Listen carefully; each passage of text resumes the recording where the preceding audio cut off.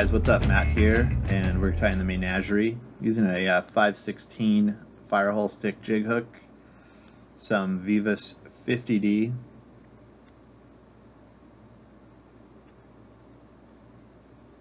and we're going to try a fun little jig mayfly pattern. This is some Coq de Leon, and it's a nice solid feather. You can also use like a synthetic fibet if you wanted to, but I kind of dig the Coq de Leon tails on these flies. I think it helps create a little bit of extra wiggle. So we're going to tie pretty deep into the back here, and that's ultimately going to be our body thing. And you're seeing I'm really trying to keep that body as nice and smooth as possible. Reason being is because we're going to be using a quill body here, and I want it to lay down as nice and flat as we can get it to be. I leave a little bit of a tag of that feather, and what that actually does is it supports the slot on the bead, so it'll keep, for the most part, kind of keep the bead in check a little bit. And we'll just go ahead, and I'm creating a small amount of taper. Now this is a 50 denier thread, so it's very, very fine. So if you're not into GSPs, you could use something like a, like a 14/0. So you can see it's not an anatomically correct pattern. There's more than 2 or 3 tails. So next up, I'm going to use some ginger. These are a Polish quill. You can also do these by stripping peacock eyes and peacock hurl if you want to take the more labor-intensive route.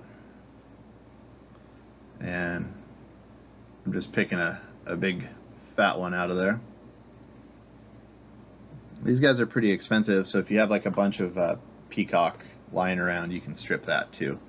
I do, off screen, you're seeing me right now, I just put it in my mouth and get it just a little bit moist, because once you've stripped all of this off of a peacock feather, it gets pretty brittle and a little bit tough to work with. You can see naturally the peacock's going to have a light side and a dark side, which is pretty cool. It's going to be pretty handy here for a bit. Sorry, I'm not using a hackle plier for this.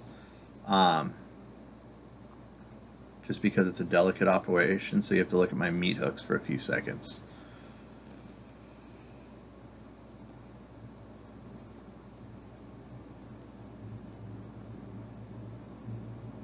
And if you let this go right now, just because of the rigidity of it, it will like explode on you. So that's a warning point.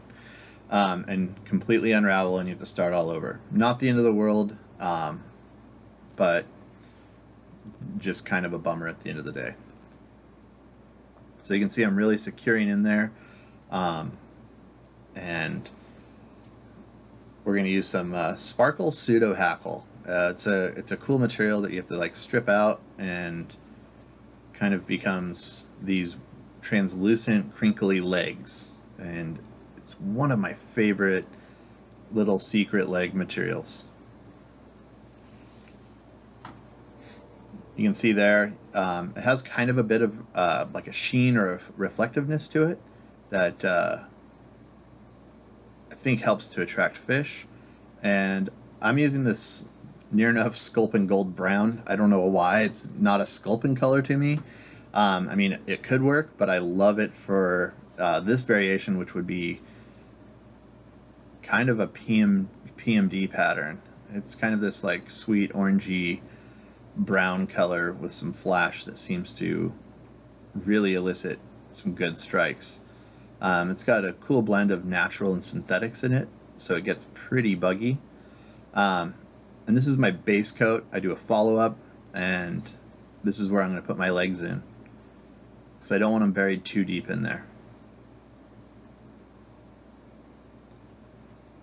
So it's not, like I said, it's not an anatomical pattern in any way. And I hold them in my mouth. Once you get them wet, they kind of stick together, and they're harder to lose. Just a good point there. So we tie those guys in, we come back in with just a little bit more dubbing. And you can see there's some sparkle and reflectiveness in the dubbing as well. And you could tie this on a non-jig hook if that's your fancy, if you're not into fishing the jigs. I kind of do a little bit of an alignment there. Realistically, I mean, this is a box filler. It's going to catch a lot of fish and fill boxes really fast. Go ahead and whip finish right behind the bead. Mind the legs, you don't want to trap those.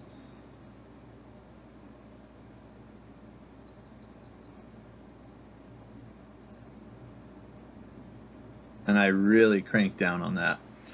You know, you can go gold bead, hot bead, pink bead, whatever you want. It's really sky's the limit, and you can just vary this pattern. You can also use a synthetic quill for the body if that's easier for you to obtain or more realistic.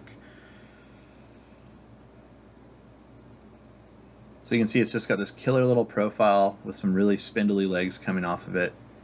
And I'm just going to go ahead and hit the top of the body, and I just go straight into the dubbing. I don't care. Darkens it down a bit and hit it with the bench light, and we're pretty much done. Nice little bomb-proof fly.